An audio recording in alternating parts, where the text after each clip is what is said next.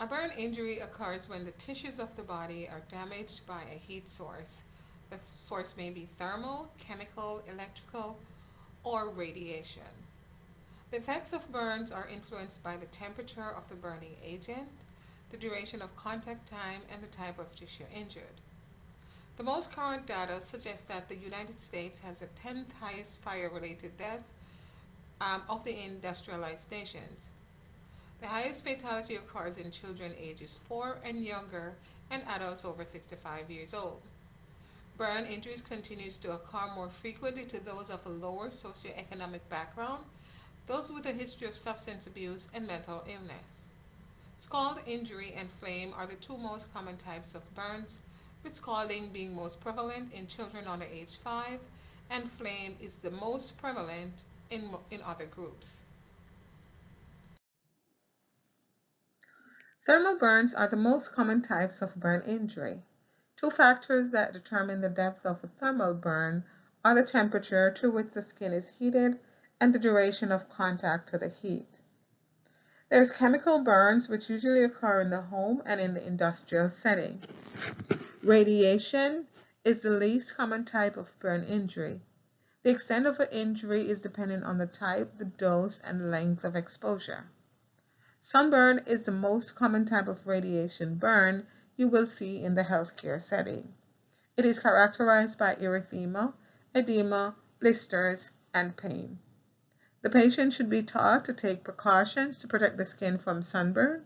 For example, staying out of the sun between 10 a.m. and 2 p.m. because UV rays are at 80% level during those times, even on a cloudy day.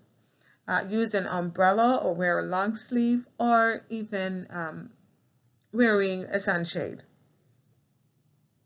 Smoke and inhalation injury usually results from breathing in noxious chemicals or hot air, which causes injury to the respiratory tract. Upper airway injury is usually caused from burns or inhalation of hot air, steam, or smoke in the mouth, the oropharynx, or the larynx. Burns to the upper airway can be significant and occurs rapidly. These burns can cause difficulty with breathing. For example, burns to the neck and chest can make breathing difficult due to edema and constriction of the burn eschar. Be aware that burns to the upper airway can cause mechanical obstruction and cause airway emergency. In lower airway injury, inhalation of smoke and other chemicals can cause injury to the alveoli, the bronchioles, and the trachea. To assess for lower airway injury, the nurse should look for facial burns, cinched nasal air, hoarseness, painful swallowing, darkened nasal and oral membranes, carbonaceous sputum, a history of being burned in an enclosed space, and if the person's clothing is burned around their neck and chest. For electrical burns, these are caused from electrical shocks and can cause cardiac issues, for example, ventricular fibrillation. It can cause delayed cardiac arrhythmias, or a cardiac arrest may also occur within the first 24 hours after the injury. It can cause damage to the nerves and vessels, leading to a loss of oxygen supply to the brain and tissue and eventual death. An electrical burn can also cause injury or cause bones to be broken depending on how severe the electrical injury is. So it is important that you assess for um, broken bone in a patient who has an electrical burn.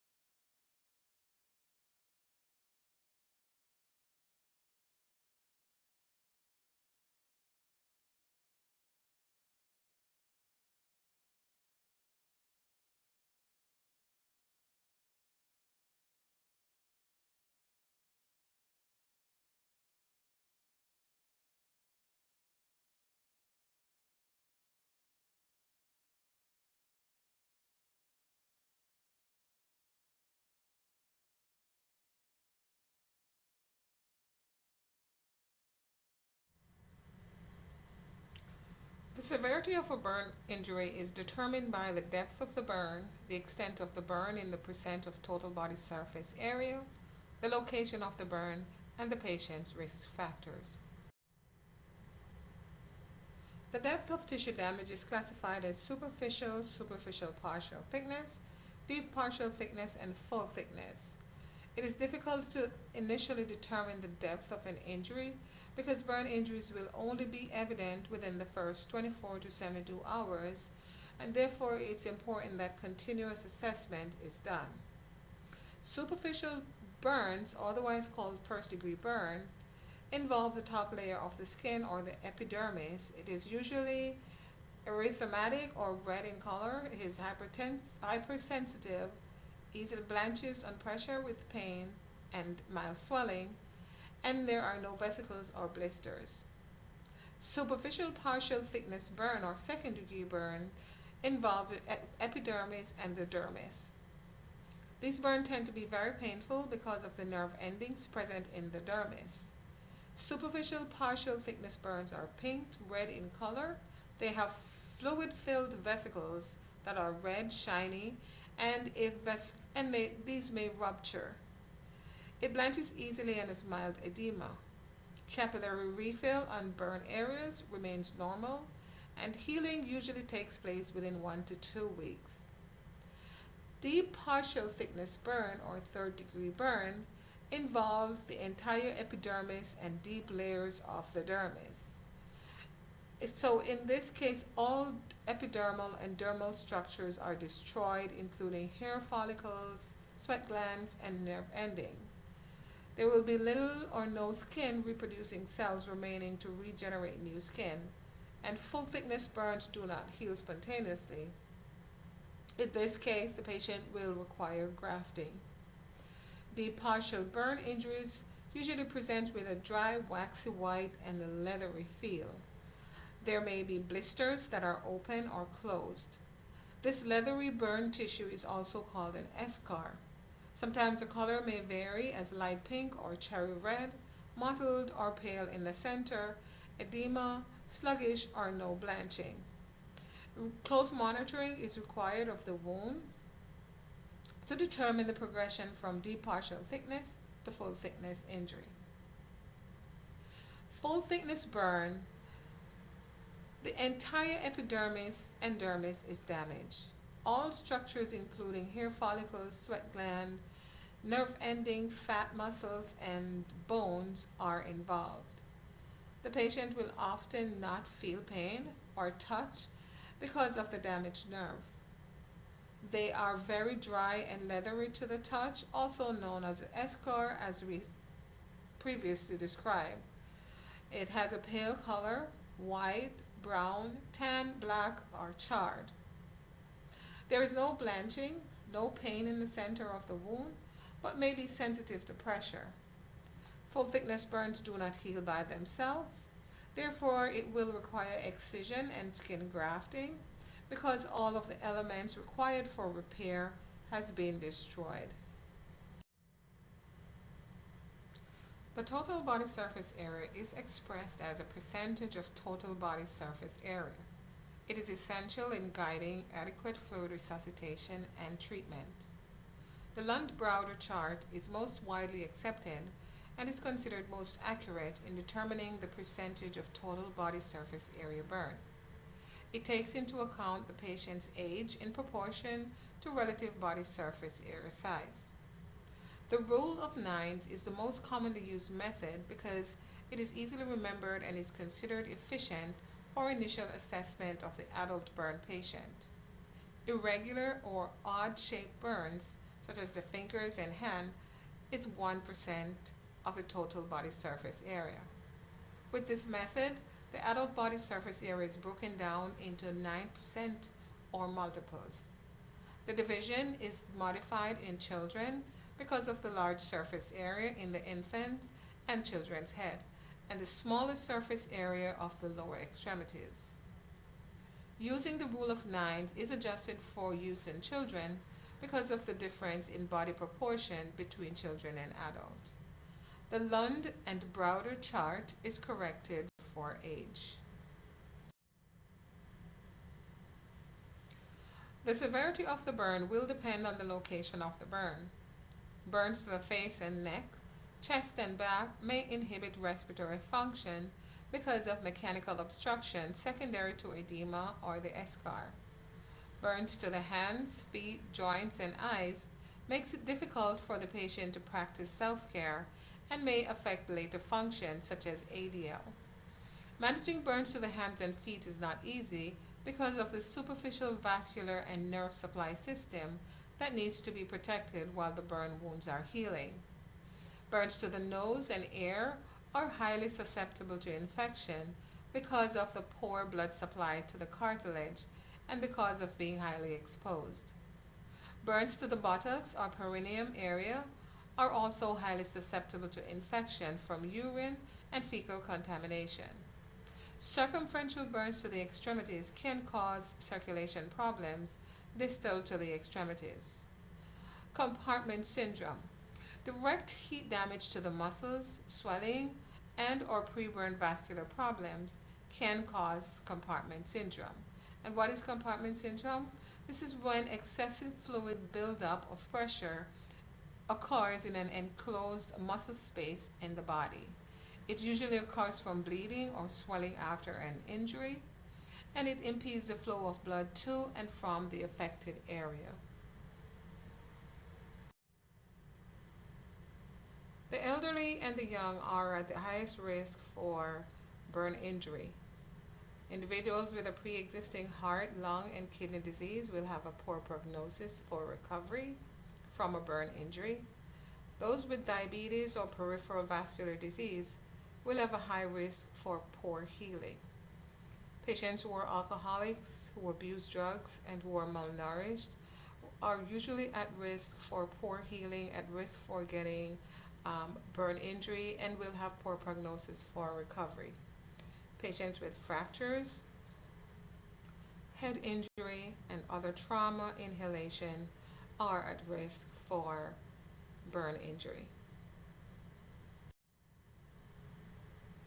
An overlapping of care exists from one phase to another. For example, although the emergent phase is seen as beginning in the emergency room, it can often begin in the pre-hospital phase depending on the skill level of the paramedics at the scene.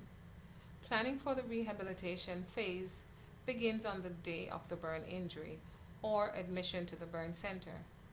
Formal rehabilitation begins as soon as functional assessments can be performed. Wound care is the focus of the acute phase, but it can also take place in the emergent and rehab phase. The emergent phase is the time required to resolve immediate problems resulting from injury. Hypovolemic shock and edema formation are the primary concerns in this phase.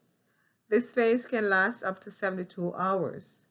The emergent phase will end when fluid mobilization and diuresis begins. Hypovolemic shock occurs when large amounts of fluid move out of the blood vessels into the interstitial spaces because the capillaries have become permeable due to vasodilation, and this takes place at least 20 minutes post-burn. Fluid and electrolyte loss occurs when the capillary walls become more permeable. Vital substances such as sodium, plasma protein, and water and potassium move into the interstitial spaces and other areas. The two electrolytes of most importance or concern during the burn shock phase are potassium and sodium. Initially, hyperkalemia may result because of the release of potassium from the cells into the vascular space. As fluid continues to shift, potassium and sodium begins to leak out of the intravascular spaces, and hypokalemia and hyponatremia may result. Replacement therapy is initiated as warranted. Other sources of fluid loss include third spacing, and third spacing occurs when fluid moves to areas that normally have very little fluid, for example, a burn blister, exudates, and edema in unburned areas. Then there is insensible loss. Insensible loss is evaporation from the lungs, or large bare naked areas. Evaporated fluid that is lost from the burn wound should be documented and accounted for, as this could be in excess of 5 liters per day. So signs of hypovolemic shock to look for includes a decrease in blood pressure and an increase in heart rate.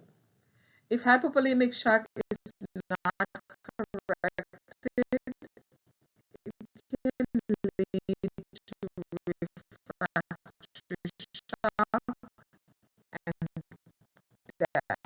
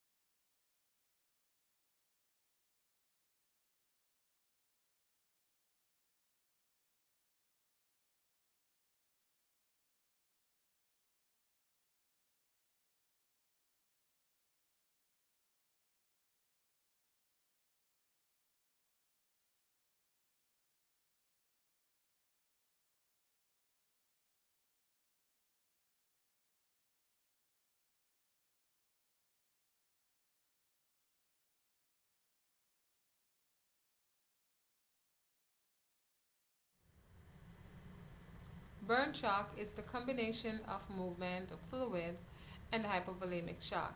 It is presented by the volume of fluid depletion, low cardiac output, and increased systemic vascular resistance. The burn patient will oftentimes experience shock as a result of hypovolemia. When full thickness burn and partial thickness burn takes place, the nerve endings in those areas are damaged, and so initially the patient will not experience any pain. Burns that are of superficial to partial thickness are quite painful. Partial thickness burns usually present with blisters that are filled with fluid and proteins. The patient with large burns oftentimes develop a paralytic ileus, which is absent or decreased bowel sound. This is not frequently seen in burn patients anymore because of early interventions with enteral feeding.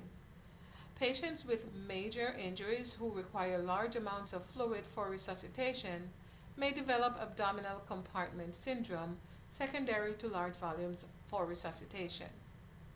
Heat loss, anxiety, or pain, which is caused by chilling, may result in shivering.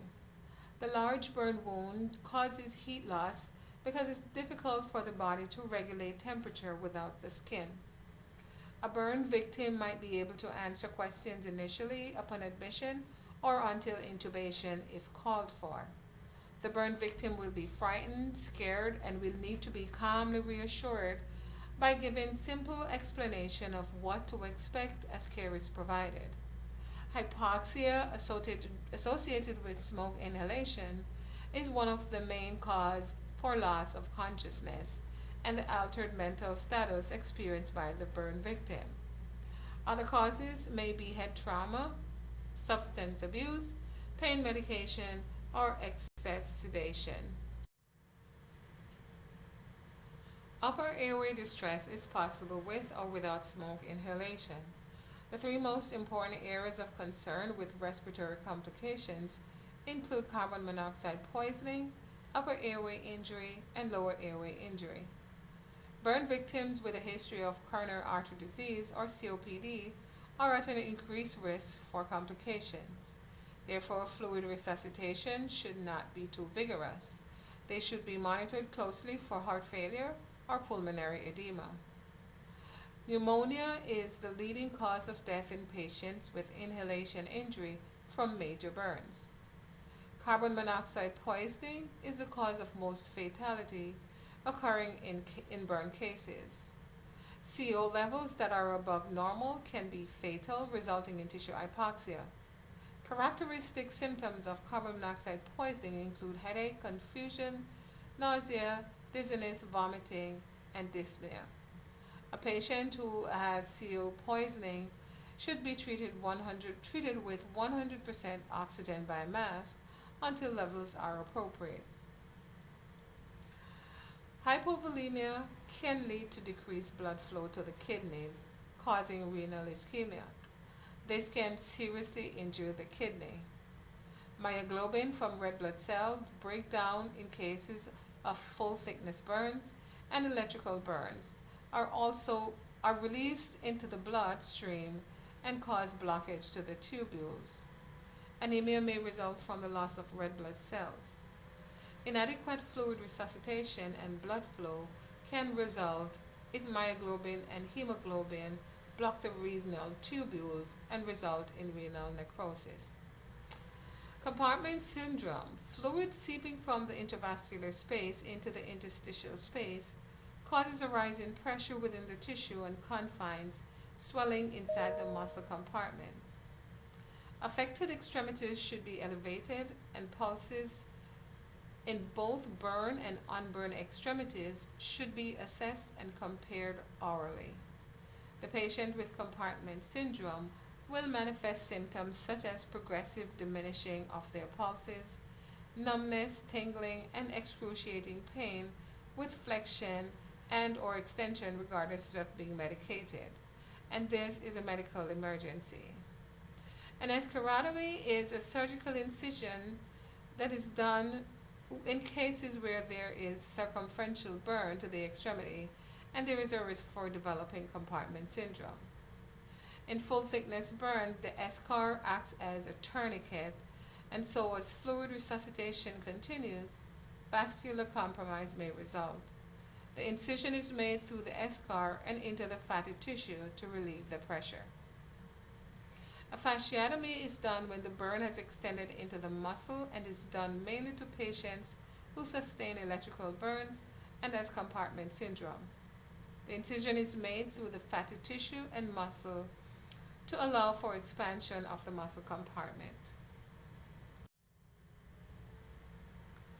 Major organs susceptible to complications from burns are the cardiac, the respiratory, and the urinary system. Burn shock is the greatest risk to a patient with major injuries. The patient will experience a combination of distributive and hypovolemic shock. In the cardiovascular system, complications will include hypovolemic shock and dysrhythmias. Inadequate fluid resuscitation can cause the burn victim to go into shock, including hypotension, tachycardia, reduced urinary output, and altered mental status. The patient can end up having multi-system organ failure or death if fluid resuscitation is inadequate. Deep circumferential burns and edema formation can lead to an impairment of circulation to the extremities.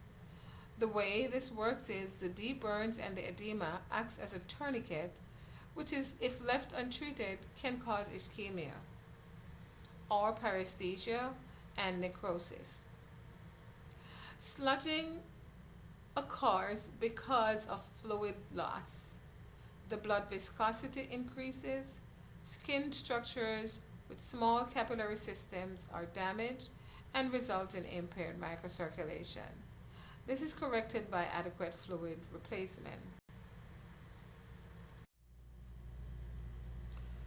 From the onset of the burn until the patient is stabilized, nursing management predominantly consists of airway management, fluid therapy, and wound care. Early intubation is initiated during airway management and is done to avoid the need for emergency tracheostomy after respiratory problems has been identified. Burn injuries above the glottis that involve the face and the neck will require intubation within 1 to 2 hours after the burn because swelling can occur within minutes to hours of injury. The intubated patient will be placed on ventilator support with oxygen concentration that is based on the client's ABG values. Unless there is serious inhalation injury, the patient may be extubated within 3 to 6 days after the burn injury once the edema has subsided. If the patient does not require intubation and there is inhalation injuries, the patient should be administered 100% humidified oxygen as ordered and should be placed in a high Fowler's position unless contraindicated. The patient should be encouraged to cough and deep breathe at least every hour, and reposition the patient every 1 to 2 hours, and provide suctioning and chest PT as ordered. If the patient goes into severe respiratory distress, intubation and mechanical ventilation may be reinitiated. Fluid resuscitation the overall goal is to maintain tissue perfusion and organ function while at the same time avoiding potential complications of inadequate or excessive fluid resuscitation. Burns that are 15% or more of the total body surface area will require at minimum 2 large bore IVs. And this is because the patient will require large volumes of fluid replacement. Burns that are greater than 30% will require a central line for fluid and drug administration and blood sampling. Arterial lines should be considered if frequent ABGs or invasive blood pressure monitoring is required. Usually an indwelling urinary catheter is placed in the bladder to monitor output as a way of determining the effectiveness of fluid resuscitation. In order to identify the fluid needs of the burn victim, the Lund-Browder chart is used to assess the extent of the burn, and then the Parkland-Baxter formula is used to estimate the patient's fluid resuscitation needs. The Parkland formula is weight-based and requires 4 milliliter lactated ringers per kilogram of body weight multiplied by total body surface area, the percentage of the total body surface area. Half of the total volume of fluid is given in the first 8 hours post burn, and the remaining half is given over the next 16 hours. Resuscitation usually begins from the time of the burn injury. Solutions that are usually administered are usually crystallized solutions such as lactated ringers, or colloids such as albumins, or a combination of both is usually used. It is recommended that colloids such as albumin at 5% should be administered 12 to 24 hours post burn when the capillary permeability returns to normal. Normal saline is usually started at the pre hospital phase. Wound care. After ensuring that the burn patient has a patent airway, effective circulation, and adequate fluid replacement, the priority should then become wound care. Debridement is a process used to remove necrotic skin from the patient. The wound should be cleaned and debrided daily, and apply antimicrobial ointments and dressings as ordered. The process can be done by the RN and the unlicensed assistive professional. Ensure that accurate documentation and record of healing and any signs of infections, such as fever or any change in wound appearance, is recorded. For the child with burn injury, ensure that the child's tetanus immunizations are current. When providing wound care, always wear your or don your personal protective equipment around the patient with open burn wounds. Non-sterile disposable gloves should be used when removing contaminated dressings and washing the wound. Sterile gloves should be used when applying ointments and sterile dressings. Try to keep the room at a temperature of approximately 85 degrees to prevent shivering. During the emergent phase, nursing care and management is very critical. Special care should be given to the face, and so we want to ensure that the eyelashes are not curled inwards. We want to provide moisture for their eyes and keep pressure off their ears, so no pillows should be allowed for their burn ears. We want to elevate the patient's head using a rolled pillow under their shoulder, and we want to prevent contracture um, by using a rolled pillow to hyperextend their neck. We're going to elevate the patient's burnt arms and hand on pillows to reduce edema. The perineum should be kept clean and dry, and we want to provide pericure at least once or twice per day. Lab values should be monitored very closely, and you want to collaborate with PT to provide range of motion exercises during dressing changes and throughout the day. In the burn victim, 5% human serum albumin is used in cases of patients with hypovolemic shock. It increases plasma colloidosmotic pressure and aids in rapid volume expansion. The nurse should monitor for rapid fluid overload and should look for signs and symptoms such as chills, fever, or itching. Analgesics are ordered to promote patient comfort. IV medication should be given early because it has a fast onset, and PO medication will take a long time to take effect. In addition, because the GI tract of the burn patient is slowed down or impaired because of shock and paralytic ileus. And three, a burn and edematous area of the patient does not adequately absorb IM injections. The medication will pool in the tissue, hence, when fluid begins moving, the patient could become overdosed from the interstitial accumulation of IM medication. Monitor for respiratory depression when giving large doses of pain medication. Analgesics requirements should be reevaluated as the patient's needs may change and they may become tolerant over time. Opioids are the drug most frequently used for pain control in the initial phase. Sedatives, hypnotics, and antidepressants can be given with the analgesic to control the emotional distress and aid with sleeping. Remember that the analgesic requirement will be different for each patient, and the pain level experienced by the patient may not correspond with the extent and the depth of the burn. After cleansing a wound, an antimicrobial agent is applied and covered with gauze. Systemic antibiotics are not routinely used to control burn wound flora because the burn eschar has little to no blood supply, and so little bit of antibiotic will be delivered to the wound. Additionally, systemic antibiotics will increase the chance of developing multi-drug resistant organisms. Systemic antibiotic therapy should begin when there is a diagnosis of sepsis or other infections such as pneumonia. Antimicrobial agents that are typically used include Silva's nitrate solution, mefenide cream, or Silvadene. We want to monitor the patient for signs of sepsis as it is the primary cause of death in the patient with major burns. And sepsis may lead to multi-organ dysfunction syndrome. In cases of fungal infections in the mouth or genitalia as a result of systemic antibiotic, mycostatin mouthwash should be administered. Yogurt or lactobacillus may be administered to reintroduce the normal flora. Early nutrition therapy helps to decrease complications and mortality. It promotes burn wound healing and minimizes the negative effects of the hypermetabolic state in the burn patient.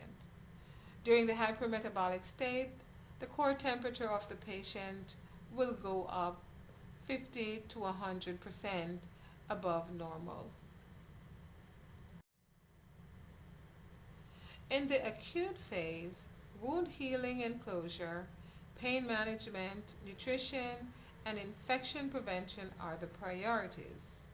It begins with the mobilization of extracellular fluid and subsequent diuresis, and concludes when partial thickness wounds are healed and or full thickness burns are covered by skin grafts. In the acute phase, diuresis from fluid mobilization begins and the patient is less edematous. It begins 48 to 72 hours after a burn injury, wherein the capillary membranes are no longer permeable and fluids that usually causes edema now begins to move back into the vessels, resulting in an increase in blood volume which increases renal flow and results in diuresis. Hemodilution will result in low hematocrit levels. Potassium will be reduced as it moves back into the cells or is excreted in the urine. Bowel sounds will return, and healing begins as white blood cells surround burned wound and phagocytosis occurs. It is important to pay attention to all the fluid going back to the intravascular system, as this can result in fluid overload. Also, be aware that although the fluid shift may have been resolved at this stage, the patient continues to be acutely ill.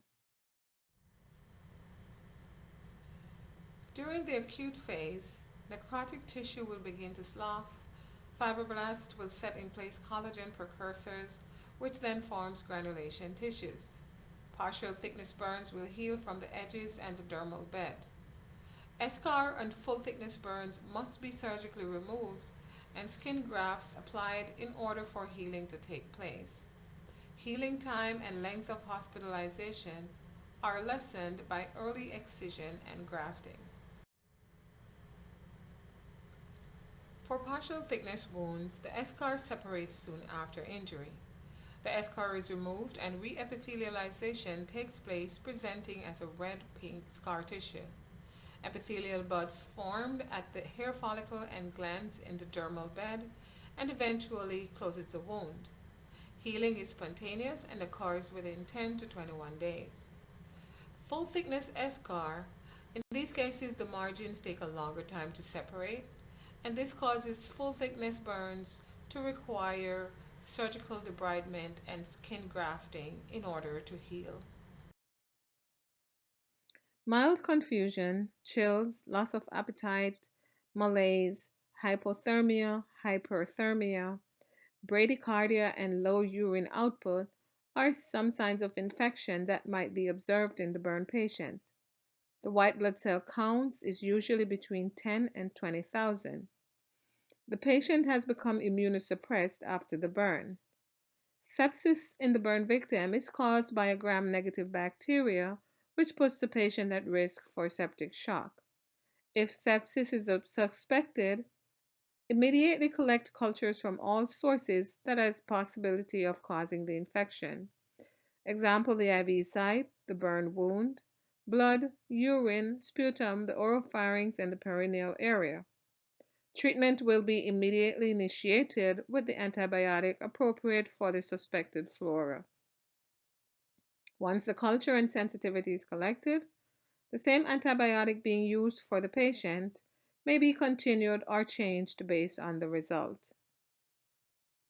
At this stage, it is important to monitor the patient's vital sign and their mental status. The musculoskeletal system of the burn patient is prone to complications in the acute phase. This is because as the healing process proceeds and the scar tissue forms, the skin becomes less supple and pliant. The patient may have limited range of motion, resulting in joint contractures. Also, the patient prefers to assume a flexed position for comfort because of pain. Have the patient stretch and move the burned body parts as much as possible. It is super important that the physical therapist and the occupational therapist are involved.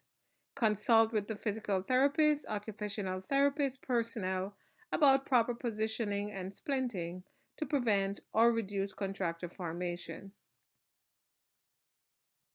For the GI system, a paralytic ileus can be caused by sepsis. Diarrhea may be caused by antibiotic use or enteral feedings. And constipation can be a result of opioid use, decreased mobility, and a low fiber diet. Curling's ulcer, otherwise called a stress ulcer, is an acute gastroduodenal ulcer caused by the stress response to decreased blood flow to the GI tract. Gastric acid secretions is increased with this condition. The esophageal duodenum mucosal barrier is now disrupted. To prevent Curling's ulcer, the patient should be fed as soon as possible after a burn injury occurs. The main focus of care in the acute phase includes wound care, excision and grafting, pain management, physical and occupational, and nutritional therapy. There are three types of debridement. Mechanical debridement is cleansing and removal of loose necrotic tissue using tweezers and scissors. The process is usually aided by the removal of gauze dressings and hydrotherapy. Hydrotherapy is frequently used in most burn centers because it thoroughly cleanses the wound using water to remove necrotic tissue and topical agents during dressing changes. Enzymatic debridement includes application of an enzyme which breaks down the protein. It hastens eschar separation and wound healing. Enzymatic debridement is often reserved for patients with deep partial thickness wound where signs of healing are evident. Enzymatic debridement is also considered in patients with full thickness burns who may not be candidates for surgery. In the event enzymatic and mechanical debridement is not effective, a surgical debridement may be necessary. In a surgical debridement, full thickness burn wounds, necrotic tissues are usually excised, followed by application of split thickness autograft skin. Early excision and grafting of burns decreases the length of hospital stay and increases the survival rates of these patients. Wound care is a clean process and not a sterile process. During the debridement phase, cleansing the wound is done with soap and water or gauze moistened with normal saline to help with gently removing old antimicrobial agent and necrotic tissues or dried blood. In the event the patient requires skin grafting, it is necessary to protect the skin graft with the same greasy gauze, followed by a saline moistened gauze in the middle and a dry gauze on the outside. For facial burns, unmeshed sheet grafts are used. It is left open to allow the formation of blebs. Blebs prevent the graft from permanently attaching to the wound bed. A tuberculin syringe is used to aspirate the exudate. This process can only be performed by a trained professional. Managing a full thickness burn involves early removal of the necrotic tissue, followed by application of the split thickness autograft skin. A cultured epithelial autograft is a technique that is used only in the most severely burned patient where there is no other alternative.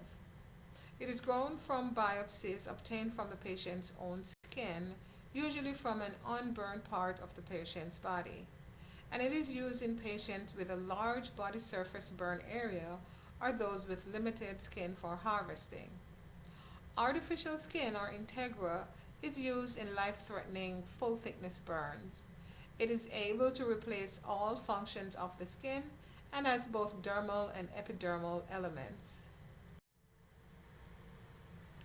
Burn pain management is a continuous process throughout the emergent phase and throughout the acute phase, all the way into the rehab phase.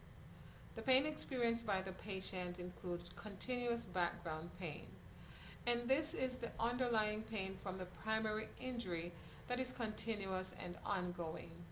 IV infusion of opioid on a continuous basis can provide a steady therapeutic level of the drug while the pain is unrelenting.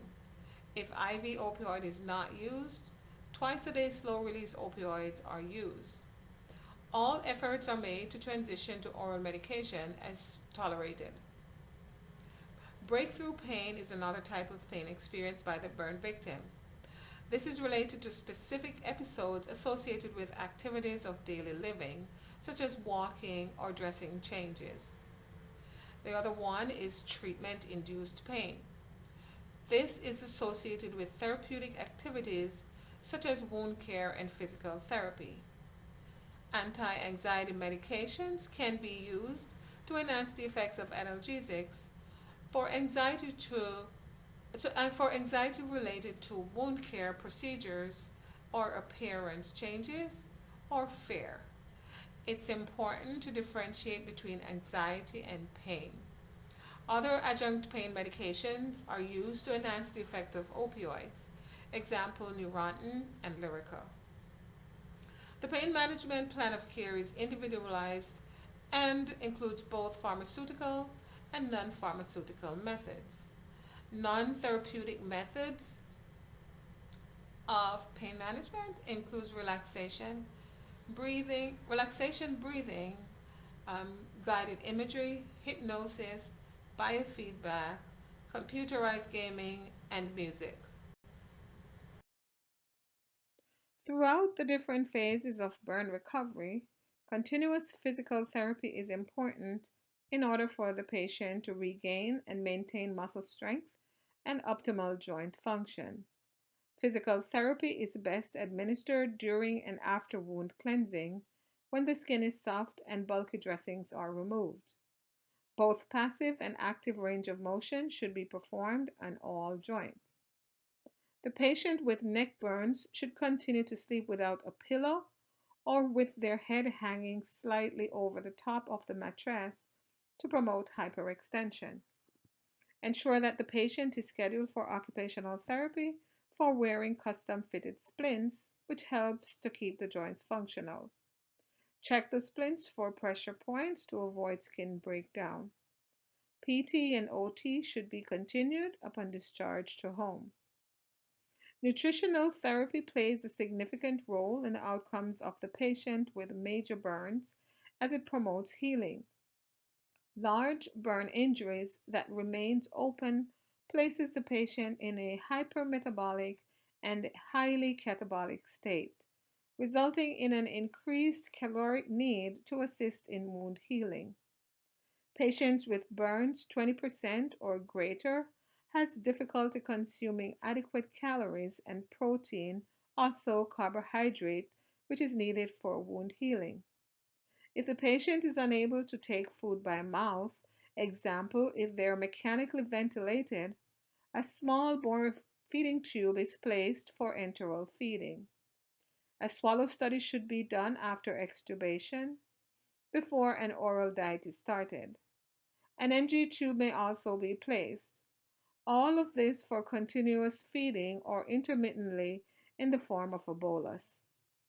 Large burn injuries require longer nutritional support, and a duodenal feeding tube is often recommended to help prevent aspiration and allow for feeding up to and during procedures. Vitamins and minerals are often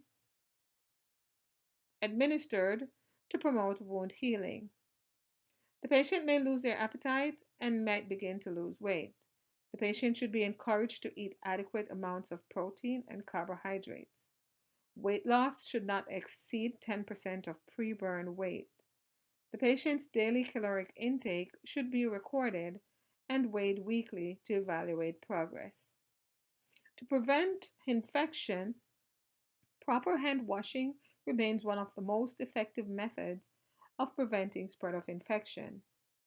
Prophylactic antibiotics are not recommended because of the possibility of breeding antibiotic resistant bacteria. Testing for positive culture is used.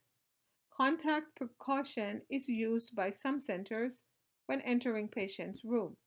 Family members and medical teams should be aware of and knowledgeable about standards and adheres to it.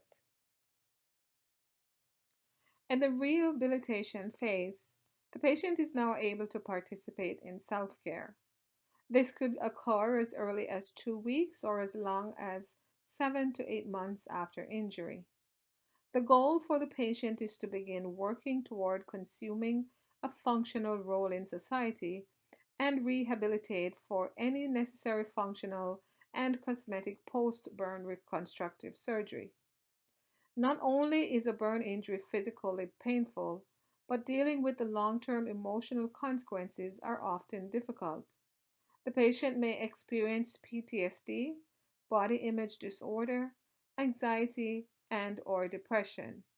This will require the involvement of mental health professionals. The family should also receive psychological support. There are two components to scarring: discoloration, enriches the new skin or scar tissue, and it will appear flat and pink. Over time, the discoloration will fade. There is contour, which over time the scar tissue becomes elevated and enlarged as a result of tissue hypertrophy. To control these contoured scars and keep them flat, custom fitted pressure garments are used to apply gentle pressure over the area of burn to prevent hypertrophic scarring. The wound should be fully healed before wearing the garment. They should be worn for up to 24 hours a day and for as long as 12 to 18 months. The garment should only be removed for short periods while bathing. The healed area is very fragile and sensitive to trauma. Slight pressure or friction can cause skin tears or blisters. The newly grafted site may be hyposensitive or hypersensitive. The newly grafted skin is usually hyposensitive because of a lack of peripheral nerve regeneration. The patient should be taught to protect the healed burn site from direct sunlight for about 3 months to prevent hyperpigmentation and sunburn injury. Because burn patients may be lacking sweat glands and the newly grafted skin is sensitive to light, you also want to teach the patient about sun protection, such as wearing a sunblock. There are several contributing factors to the development of contractures, including the extent, depth, and location of the burn. Contractures are characterized as a permanent shortening of the scar tissue in the flexor tissue of the joint. Proper positioning, splinting, and exercise to limit the complication is important and should be encouraged. Because the flexors are stronger than the extensors, rehab is focused on extension of these body parts. During the rehab phase, we want to encourage both patient and caregiver to participate in care. We want to teach them the skills necessary for wound care since the patient might go home with open wounds. For example, we want to teach them how to apply their pressure garments to prevent hypertrophic scarring, to medicate 20 to 30 minutes before starting the procedure as it can be painful. I want to teach the patient that they need to contact the burn team and it's important to keep their appointments.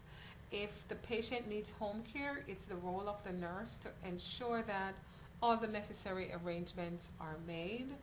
We need to teach the patient that it is best to shower and not bathe with mild soap and warm water to keep the wound clean.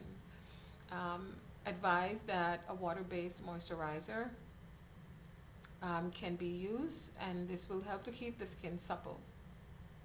The patient with major burn may require reconstructive surgery, and so we want to provide community resources for support upon discharge. This should also include psychological support. Community resource for burn victims or burn survivors may be difficult to find, but can provide essential social and psychological support. The burn survivor has many psychological and emotional needs. One of the roles of the nurse during the lengthy emotional process of caring for the burn survivor is to be supportive and provide counsel. In order to manage all emotional needs of the burn patient, it is important to assess the circumstances of the burn, the family relationship, and previous coping experiences with stressful stimuli. The patient may experience fear of dying, fear of being able to progress upon discharge, anxiety, anger, guilt, and depression. They frequently experience PTSD, nightmares of the incident, and body image disorder, also hopelessness. These may happen for years. Open and clear communication among the patient and the caregiver and close friend and family, uh, also the burn team, is very essential.